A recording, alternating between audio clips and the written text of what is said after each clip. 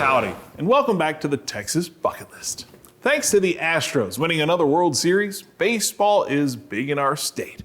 But did you know that some of those balls being hit in Major League parks are being hit by bats made right here in Texas? Well, you'd be surprised at where those bats are made.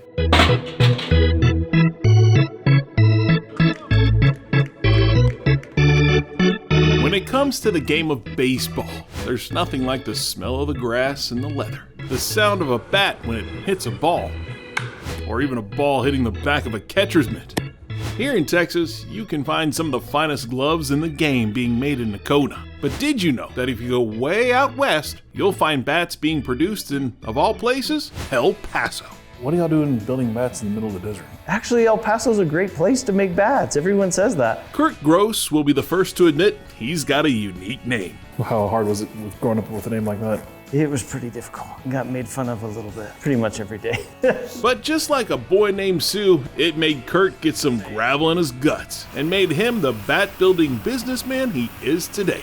We had a vision, we just didn't realize it was going to happen that fast. Founded as Powerbull by Raul Salazar in Mexico in 2003, Kurt came into the picture looking for a bat for his boy. I actually met my business partner, Raul Salazar, when my son needed a bat and when he was just starting his career in high school. Raul's vision was to bring it to the United States and to get our MLB license. He wanted his bats used in Major League Baseball. He just didn't have the business sense to or know how to do it in the United States. When Kurt stepped up to the plate, it didn't take long for the company to hit a home run. We were able to do it within a couple months and get our MLB license in 2019. That turned into opportunities with major and minor league teams, including the hometown El Paso Chihuahuas. Being located here in El Paso, we do a lot of work with minor league players. Obviously, we have a great relationship with the El Paso Chihuahuas and the great team that they have there. But those minor league players that come through, not all of them will make it to Major League Baseball, but there's a lot that will play professionally around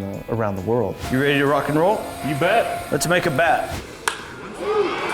But one has to wonder, why El Paso? El Paso's a great place to make bats because it's so dry. A lot of bat manufacturers have a problem with humidity. They have to extract the moisture out of the air. There are times in El Paso where we have to bring moisture into the shop to maintain our moisture levels here, our humidity levels in the shop. Okay, it's dry, sure. But there's one thing El Paso's not known for, and that's lumber. The number one question we get is, where do you get your wood? Because in El Paso, there's not that many trees.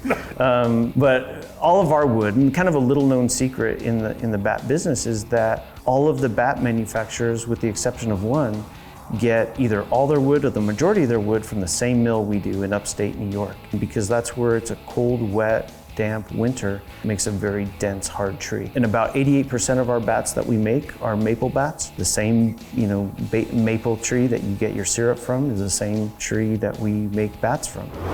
So the bat will turn at 3,000 revolutions a minute. Wow. We'll crank that baby up. Then we'll get started. Kurt starts with a piece of wood known as a billet and shaves off a lot of excess to get to the beef of the bat. Major League Baseball says the minimum weight that you can use requirement is 88 ounces. So anything under 88 ounces will be either a youth bat or a fungo for coaches. But the sweet spot is about 88 to 89 ounces is the absolute sweet spot to make a Major League bat. The average professional bat is 33.5 inches and about 31 ounces. So when you do the math, if we start off with 90 ounces and get down to 31, we get rid of 2/3 of the wood. In a matter of seconds, you have what looks like a bat being born. Yeah, it goes from billet to bat in about 3 minutes. In that short amount of time, we're measuring the boomstick. We want the handle to be about 23.5 millimeters. Okay. We work in millimeters. This is 24.6 millimeters, so we have to take off just about 3/4 of a millimeter on the handle. Then the barrel is just about right, 63. We want it 63.3, 63.2. They say football's a game of inches, but apparently baseball's a game of millimeters. Millimeters or hundredths of a millimeter at that. Right. And it's funny, you get to the point where you're making bats and I can just grab it and say that's 24.2 or 22.3. I can be within like 1/10 of a millimeter, no doubt, for That's sure. crazy. I can honestly say I've had my hands on every bat that's been used at the Major League level, and to see the players and to know their stories behind the scenes and then have them use our bats at the highest level in Major League Baseball, hit home runs, win ball games, that kind of stuff. is incredibly rewarding. Now it's ready to hit. From a piece of wood to a bat in a matter of minutes.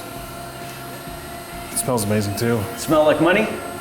Yeah, if I knew how to hit a ball, maybe, yeah. I mean, it's just a cool feeling that we created something here that not just won ball games, but made that player successful, made those fans cheer in the crowd and those kinds of things.